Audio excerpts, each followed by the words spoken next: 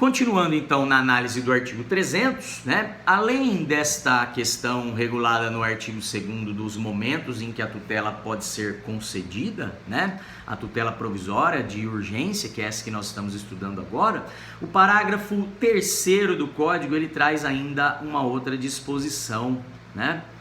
Ele menciona um outro requisito para a concessão das tutelas de urgência. Diz aqui: a tutela de urgência de natureza antecipada não será concedida quando houver perigo de irreversibilidade dos efeitos da decisão, tá? Então, quando nós falamos de tutela de urgência antecipada, tá? Aquela de natureza satisfativa, além da probabilidade do direito e do risco de dano ou de perigo de dano ou risco ao resultado útil do processo, que são os requisitos trazidos no artigo 300 caput, ainda há um outro requisito, que é o requisito da reversibilidade da tutela provisória, tá? Ou seja, é que os seus efeitos não devem ser irreversíveis, tá? Ou seja, o efeito irreversível nada mais é de que quando as partes não podem voltar ao seu status quo ante. Não há possibilidade de reversão daquela decisão, fazendo com que as partes voltem ao estado que se encontravam antes da decisão provisória, antes da execução do cumprimento da decisão provisória, tá? Uma vez ocorrendo isso, uma vez ocorrendo danos, na verdade, né, há a possibilidade então de conversão deste procedimento em perdas e danos, tá? Se as partes não puderem retornar ao status quo ante, porque se puder retornar ao estado anterior, não falamos de dano, né? Voltamos à situação antes da prolação daquela tutela de urgência antecipada, né? Mas e quando isso não é possível?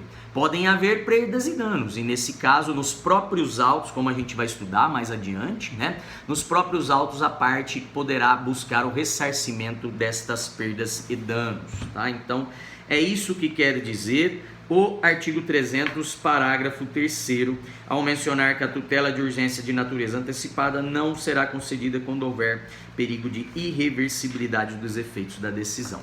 Essa questão fica a critério do juiz. O juiz deve fazer uma análise pontual, né, caso a caso, tá? A fim de não gerar um possível dano irreversível, né? A fim de não gerar essas situações de perdas e danos, ou melhor, de modo a evitar isso, né? Havendo a possibilidade de irreversibilidade, o juiz nega a tutela de urgência, tá? Ele negará, ele irá indeferir o pedido de tutela provisória de urgência antecipada, tá? Que nesse caso estamos falando da antecipada, não estamos falando da cautelar, tá? Diz o Marcos Vinícius, num trecho de doutrina colacionado aí no slide de vocês, que existem situações complexas quando falamos da irreversibilidade da decisão que concede a tutela de urgência antecipada. Diz o Marcos Vinícius que existem casos, né, que a volta até a situação anterior, ao status quo ante, não é impossível. Seria então até reversível, mas embora não seja impossível, é muito difícil, né? Por exemplo, diz o autor, impor ao réu o pagamento de determinada quantia em dinheiro é reversível, porque a quantia ela pode ser reposta, tá? Mas, dependendo do caso concreto, a reposição pode ser muito difícil se o autor não tiver condições econômicas para fazê-lo, tá? A irreversibilidade, ela deve ser levada em conta tanto para negar quanto para conceder uma tutela provisória de urgência antecipada, tá? Então, o juiz vai verificar se ao conceder ou ao negar, né, aquela tutela, é possível voltar ao status quo ante, a situação anterior, a situação em que as partes se encontravam antes da tutela ser deferida, antes da tutela ser efetivada, tá? Então, é uma questão que tem que ser analisada com muito cuidado pelo juiz, né? Porque embora possa parecer reversível, em determinados casos a reversibilidade pode se mostrar difícil, né? Muito difícil de ser aplicada na prática, tá? Então isso pode trazer perdas e danos. E como nesse caso aqui, seria passível então de uma de um ressarcimento dessas perdas e danos.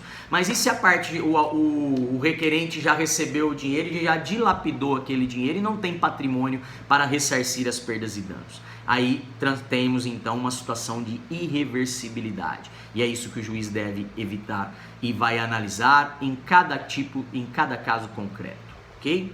Beleza?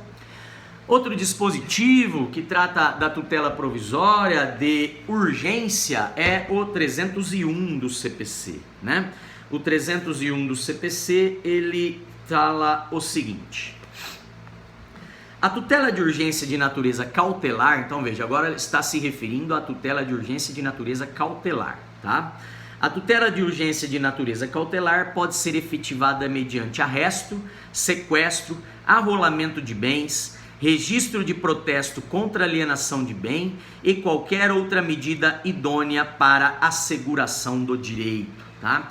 Então, a tutela de urgência cautelar, o código ele já trouxe tutelas cautelares típicas, né? Essas medidas aqui que estão tipificadas, previstas expressamente no código, como o arresto, o sequestro, o arrolamento de bens e o registro de protesto contra alienação de bens. Mas, além destas tutelas cautelares típicas que podem ser obtidas pela parte, né, esse rol é meramente exemplificativo, como diz o próprio dispositivo, o juiz ainda poderá adotar qualquer outra medida idônea visando assegurar o direito da parte, visando acautelar o direito da parte, né? E estas demais tutelas cautelares, né, qualquer outra medida cautelar que pode ser determinada, elas são chamadas pela doutrina de tutelas cautelares atípicas ou tutelas cautelares inominadas, né? Porque não foram nominadas, tipificadas expressamente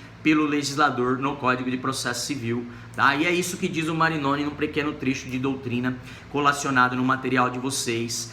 É possível obter atipicamente, ou seja, fora dessas previsões aqui, né, além do arresto, do sequestro, do arrolamento de bens e do registro de protesto contra alienação de bens, é possível obter uma tutela cautelar no direito brasileiro, tá? E essas demais medidas idôneas que vão acautelar o direito são chamados de tutelas inominadas ou tutelas cautelares atípicas, ok? Trazemos um trecho da doutrina do Humberto Teodoro Júnior que explica esta questão, e o Humberto fala: há, assim, medidas que foram nominadas e também medidas que são criadas e definidas pelo próprio juiz, diante de situações de perigo não previstas ou não reguladas expressamente pela lei. Esse poder de criar providências de segurança, fora dos casos já rolados no Código, recebe doutrinariamente o nome de poder geral de cautela, tá? Então no exercício desse poder geral de cautela que o juiz vai assegurar o direito da parte, que o juiz vai proteger, acautelar o direito da parte, tá? Diz ainda o Humberto Teodoro Júnior: entre as medidas nominadas e as que provêm do poder geral de cautela, não há diferença nenhuma de natureza ou substância. Em todos os casos, os órgãos judicantes desempenham a mesma função de natureza cautelar, ou seja, uma atividade destinada a evitar um perigo proveniente de um evento possível ou provável que possa suprimir ou restringir os interesses tutelados pelo direito, tá? Que possam então causar um dano ou um risco ao resultado útil do processo, né? Que são ali que trazem a necessidade e que trazem a urgência no provimento jurisdicional, tá? Então o que o juiz analisa é esse perigo proveniente de um evento provável, né? Que seria, por exemplo, a dilapidação de bens, né, pessoal? Como no caso lá da tutela inominada, da tutela cautelar de indisponibilidade de bens, essa que eu citei agora nas ações de improbidade administrativa, né? Então ela não está no rol das tutelas típicas, né? Não é arresto, não é sequestro, né? É uma tutela atípica de indisponibilidade de bens. Assim como, por exemplo, a tutela cautelar de sustação de protesto, né? A sustação de protesto é uma tutela atípica, não foi prevista de forma explícita, tipificada no código, tá? Mas é pelo poder geral de cautela, querendo evitar um dano maior, que o juiz manda sustar o protesto, né, a fim de evitar um dano, né, à parte que está na iminência de sofrer um protesto ali por conta aí de uma dívida inexistente, né, por um valor indevido.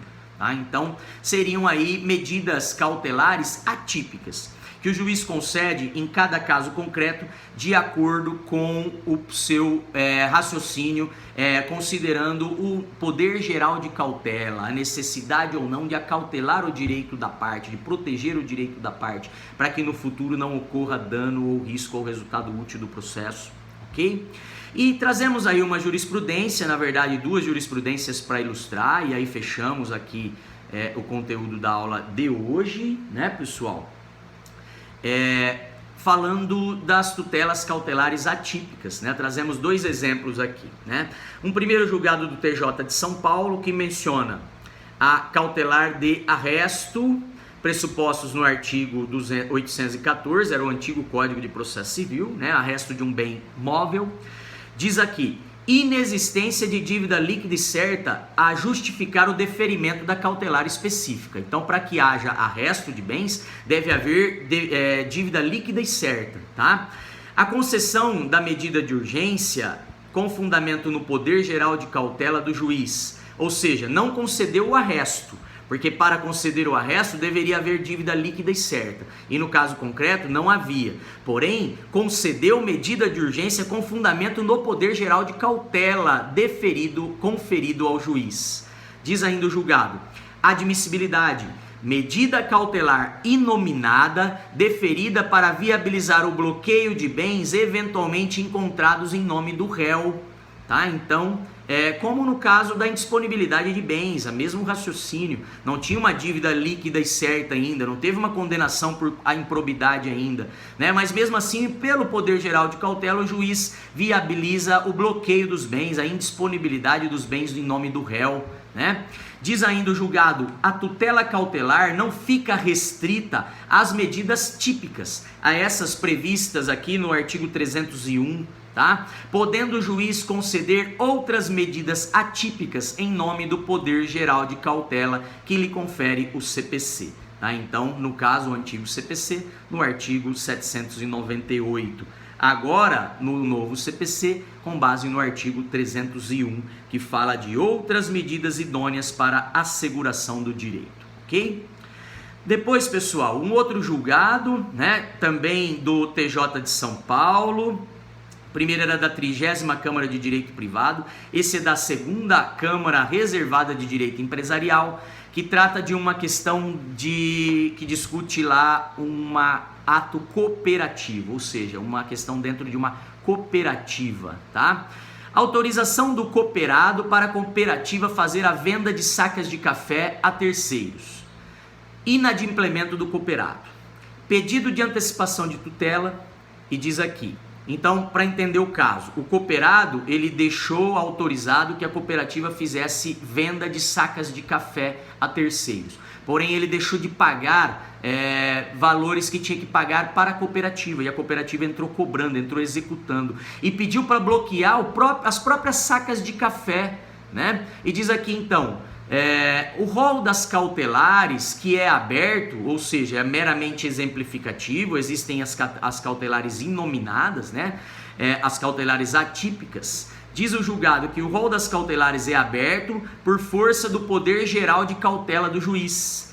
Necessidade de excepcional concessão em caráter incidental e inaudita altera parte da medida cautelar atípica, por força das particulares circunstâncias do caso concreto e da urgência exigida pela situação.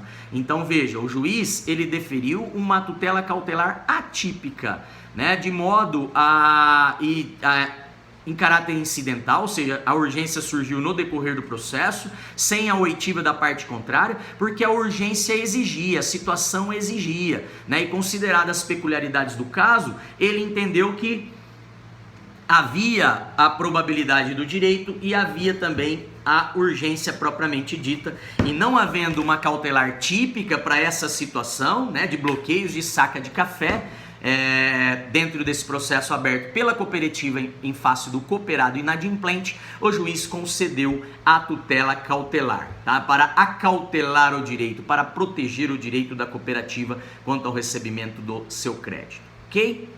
Feitas essas considerações, volto então no próximo vídeo para falar das medidas cautelares típicas, né? Que vem então mencionadas no artigo 301 do CPC.